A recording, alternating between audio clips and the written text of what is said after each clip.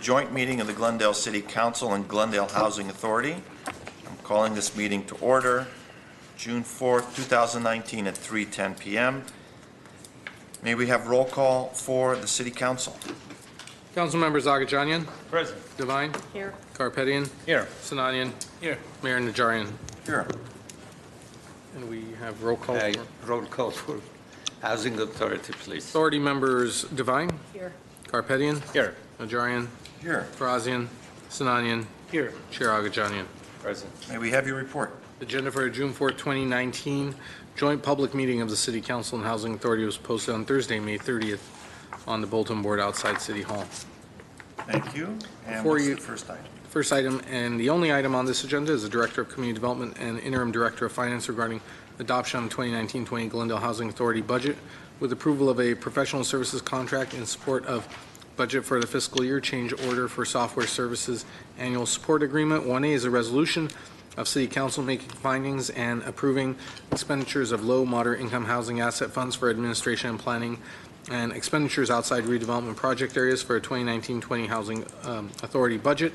1B is a resolution of the Housing Authority making findings and approving expenditures of low, moderate income housing asset funds for administration and planning and expenditures outside redevelopment project areas for 2019-20 Housing Authority budget and adopting 2019-20 Housing Authority budget.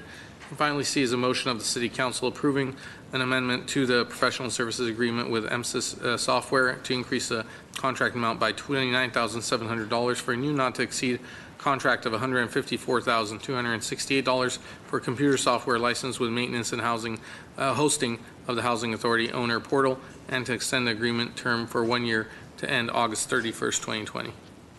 Ms. Pierce? Yes, Mr. Mayor, members of the City Council, Housing Authority Chair, and members of the Housing Authority, we will go directly to Mr. Lanzafame, who will take you through the Housing Authority budget, and many of these numbers you've already seen by way of the study sessions that we've had at the City Council meetings during the day, as well as part of the hearing. So with that, we'll go to Mr. Lanzafame.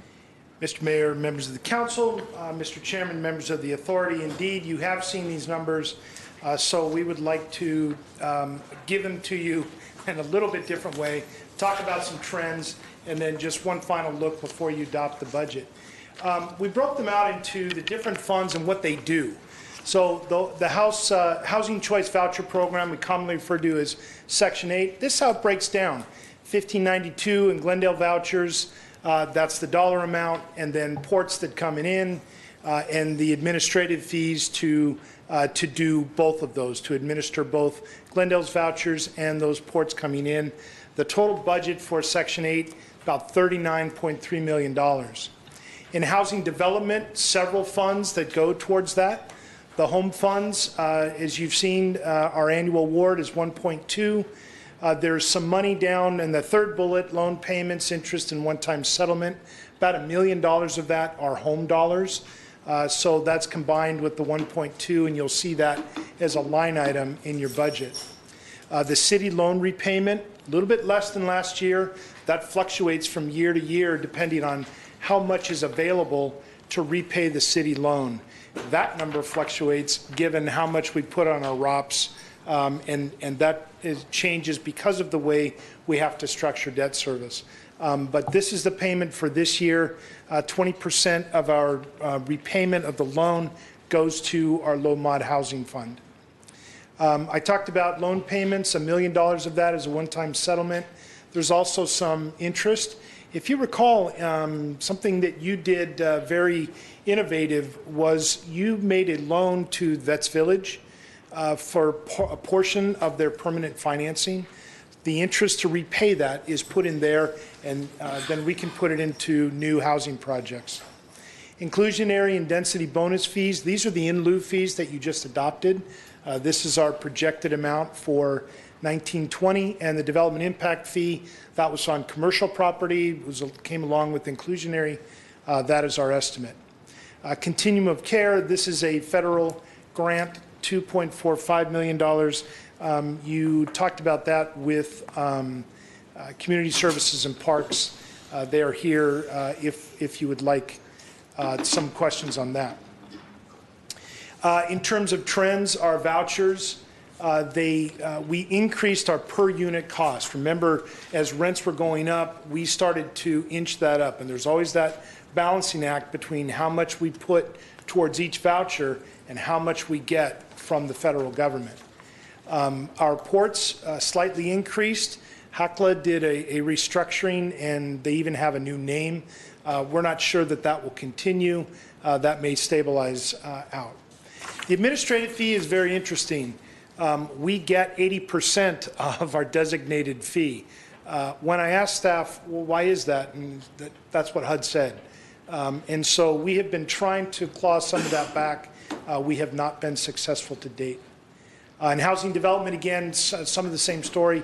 Home funds from the federal government, a small decrease, but we think that that will maintain throughout the fiscal year 21. The loan repayment, again, it fluctuates. There's about 2 years remaining. That was somewhere in the neighborhood of $44 million that the successor agency repaid the city. 20% of that was going to housing. Those were in the numbers that you had seen 2 weeks ago when we talked about Measure S. And again, the HDP program, we talked about that $1.6 million, one of it being one time. The housing bond funds, this is, and Mr. Mayor, you had commented a few times, this is a bill that you asked us to carry forward. Senator Portantino brought that. It has now passed the Senate. It is on its way to the Assembly. If that were to pass, the governor were to sign it, and then as a successor agency, we get our last and final ROPS, and it's a process we go through with the Department of Finance. We would then free up $27 million of additional bond funds that could be used for affordable housing.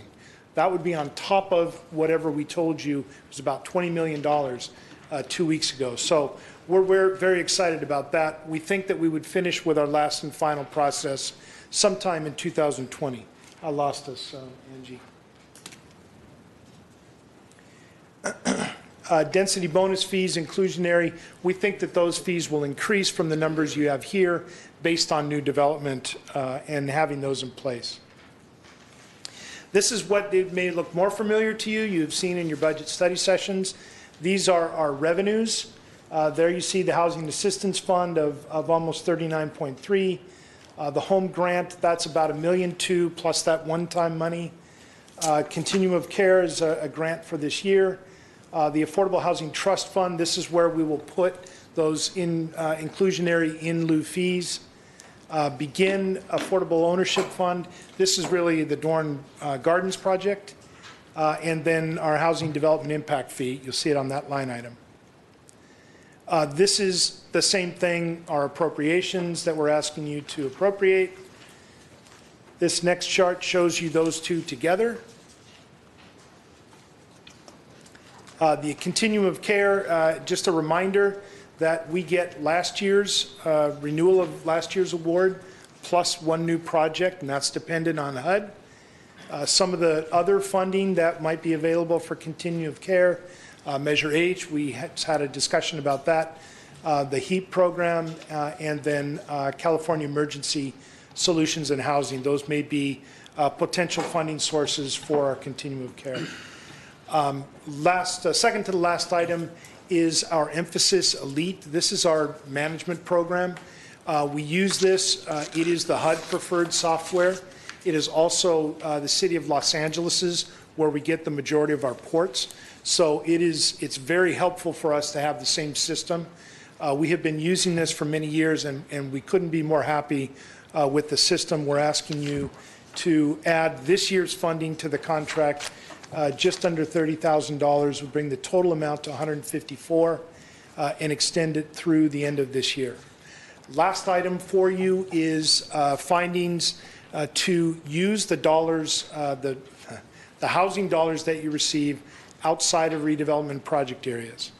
In 2012, they eliminated redevelopment, but some of those things stayed on the books, some of those provisions. You need to spend dollars inside the project area. In housing, they understand that it's a benefit to use it anywhere. You just need to make findings that it is a benefit to the community to use the housing dollars outside the redevelopment project areas, and that the applicable administrative funding is appropriate. So that's what the first two actions are. The third is for emphasis. Staff is recommending approval on all three. If there are any questions, all of the staff is here. Questions, Mr. Carpenter? Thank you, Mr. Mayor. Can you explain the emphasis a little? What is that program and Ann Bockenkamp will respond. Hi, Senior Housing Supervisor Ann Bockenkamp. The Emphasis Elite database processes our payments. We have 3,000 payments a month, and it processes the certifications, the reviews that we do for each participant as needed. So it's multi-purpose, it's really extensive and a little complicated. I think that's probably part of the reason that it costs as much as it does each year. so they process the 3,000 plus payments a month Yes, and this contract is for the entire year? yes, Okay, so it's like almost $30,000 a year, a month for their services. $30,000 a year. 30,000 a year. It's an annual payment that we make, $29,700 for the renewal of the servicing. Okay, so this 154,000 is for 5 years? Yes, Okay. and we're in the fifth year. Got it. All right. Thank you. That's what the main question was. Thank you. Any other questions? Mr. Lanzafame, would the 20 or so million dollars that council may allocate upon approval of our budget